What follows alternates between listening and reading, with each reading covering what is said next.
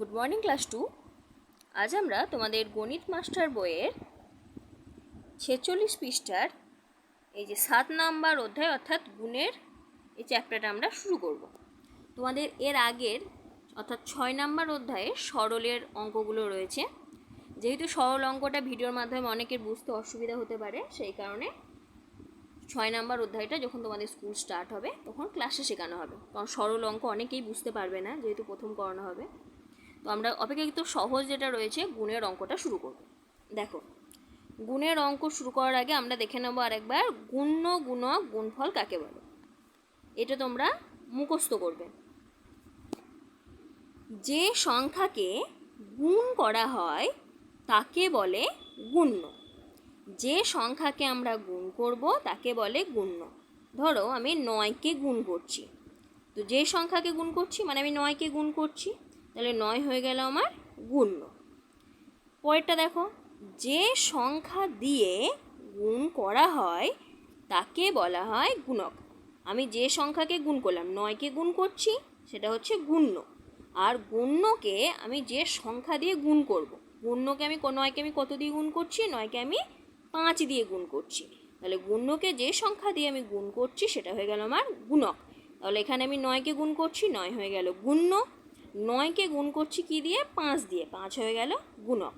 আর গুণফল কি, এই যে গুণ করার 9কে 5 দিয়ে গুণ করার পরে আমি যেই ফলটি পাবো, অর্থাৎ 5 9 যে 45, এই ফলটি হচ্ছে আমার গুণফল। তাহলে গুণ্য গণিত গুণক সমান গুণফল, মানে গুণ্যকে গুণক দিয়ে গুণ করলে আমরা যে উত্তরটা পাবো, যে ফল পাবো, সেটাকেই বলা হয় গুণফল। তোমরা এটা গুণ্য কাকে বলে, গুণক কাকে বলে, গুণফল কাকে বলে, এই সংজ্ঞাটা মুখস্থ করে নেবে। তারপরে তোমরা চলে যাবে 51 পৃষ্ঠায়। অঙ্কগুলো খাতায় করবে, বইয়ে করে দিও না। দেখো, নামতার সাহায্যে, এই যে প্রশ্নমালা 6 যে অঙ্কটা রয়েছে, নামতার সাহায্যে মুখে মুখে গুণ করে খোপে লেখো। আগেও করেছে ওই অঙ্ক, খুবই সহজ। নামতা গুনবে আর খোপে লিখবে, খাতায় করো। 2 গণিত 3, তাহলে 2 3 6। 3 গণিত 4, মানে 3-এর সঙ্গে 4 গুণ করতে দেওয়া হয়েছে, 3 4 লিখবে, 3 4 কত, 12। 4 গণিত 5, 4 5 কত হয়, 20। মুখে মুখে নামতার গুনবে আর বসাবে।